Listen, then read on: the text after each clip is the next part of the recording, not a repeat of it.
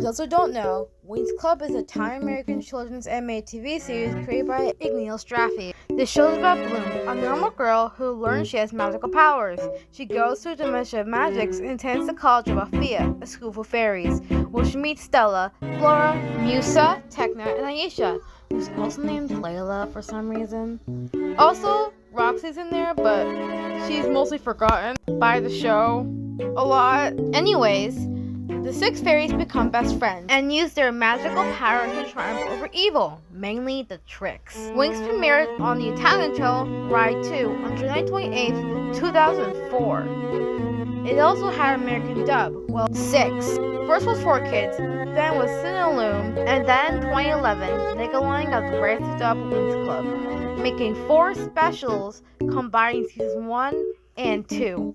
And due to financial issues, Winx Club Season 7 was dubbed by Duart, while Season 8 was dubbed by 3Beep, a company made by the people of Duart. Winx Club was widely successful, especially in alien America, having 8 seasons in total, and 3 movies, all dubbed by accompanying dubbing brothers. 1 of 3 I'm going to be talking about for this rewrite. Now, me personally, I love this movie. The story's really bad, it's really flawed, and it did reuse animation from the show, but I still love it.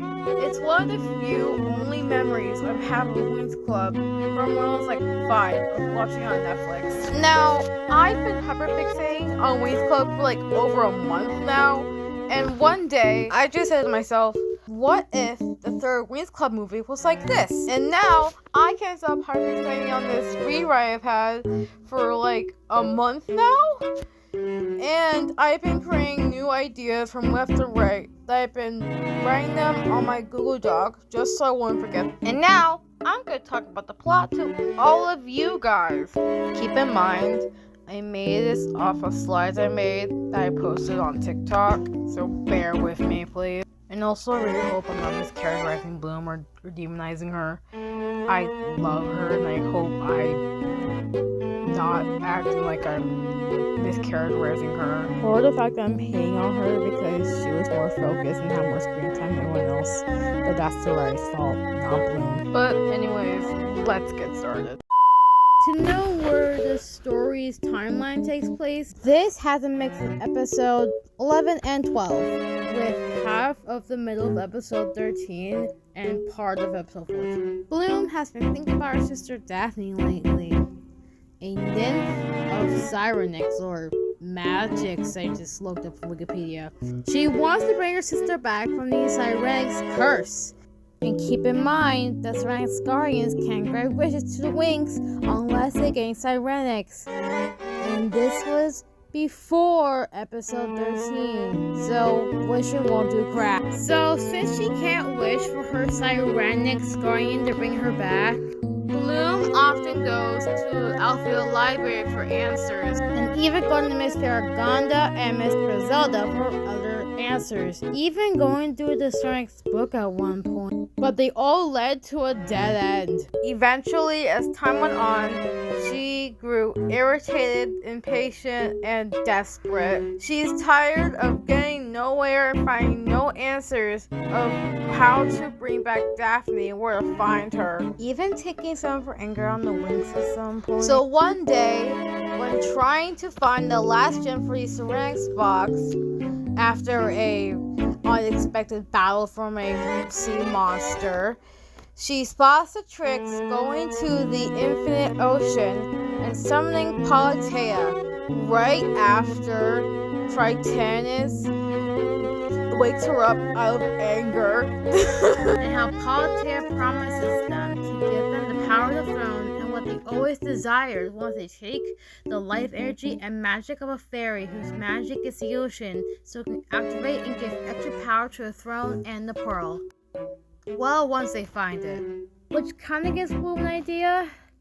A really bad one. So she asks Paltea if she can get the pearl and can get / knows a fairy who's the fairy of waves and the princess of Andros as long as she brings her sister back. Paltea agrees and makes a deal with Bloom that if she could get the pearl and the Fairy of Waves and Princess of Andros, then she could get Daphne back. The Tricks plus Titanists are not that happy of a fairy working with them, but whatever. We cut to the Winx reading the ceramics book and how to get the last gem, or where the last gem is, in order to get ceramics.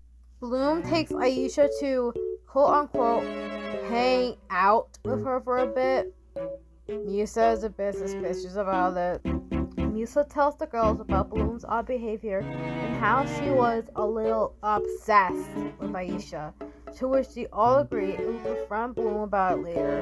They hung out a bit, got some ice cream, blah blah blah, and Aisha starts talking about Naboo and how she was a bit worried about the kingdom of Andros ever since Titanic started attacking, and Bloom talks about Daphne. Then the Tricks came in and started to attack Aisha. Cue harmonic theme song. They transform, and Aisha starts fighting back. Bloom then uses the dragon flame to attack Aisha behind her and knock her out, possibly giving her burns in the process.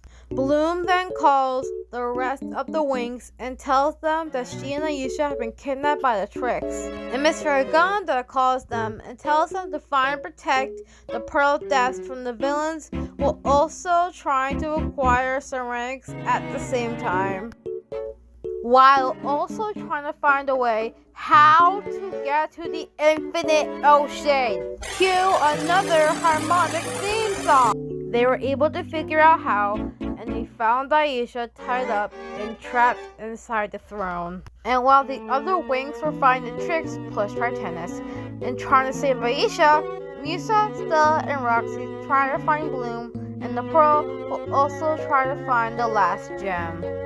They were able to find the gem, and while trying to find Bloom and the Pearl, they spot Bloom with the Pearl with Titanius' trident.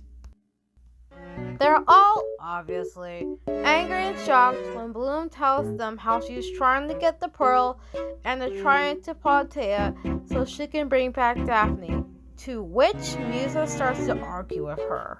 All convincing and arguments don't work anyway, as Bloom gives Paltea the trident and the Pearl. Paltea then sucked the life energy and magic of Aisha, giving the Pearl and the throne more power, to which she uses to get her powers back once more. Also, Andros gets attacked. She brought back Daphne, but she didn't break the Sarang's curse, so Daphne's still dead.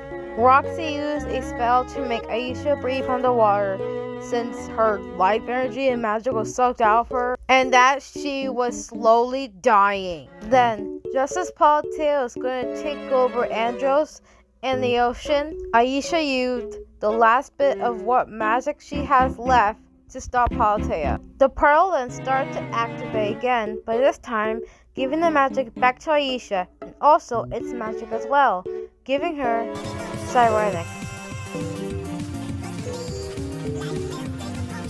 Aisha then used the Pearl and her new powers to defeat Paltea and the Tricks, and set everything back to normal. She then undid the Sarang's curse and brought Daphne back to life. And due to Bloom, basically, working with the villains for a selfish act and almost killing her friend, she was arrested and sent to a fairy prison, and her dragon flame was taken from her and placed in a chest.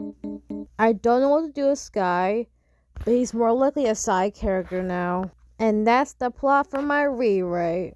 I'm sorry for the bad audio quality. I'm not used to talking to a microphone. Also, I'm sorry if the plot is a bit confusing. Even I question it sometimes. But I am thinking of animating this and this whole rewrite in general.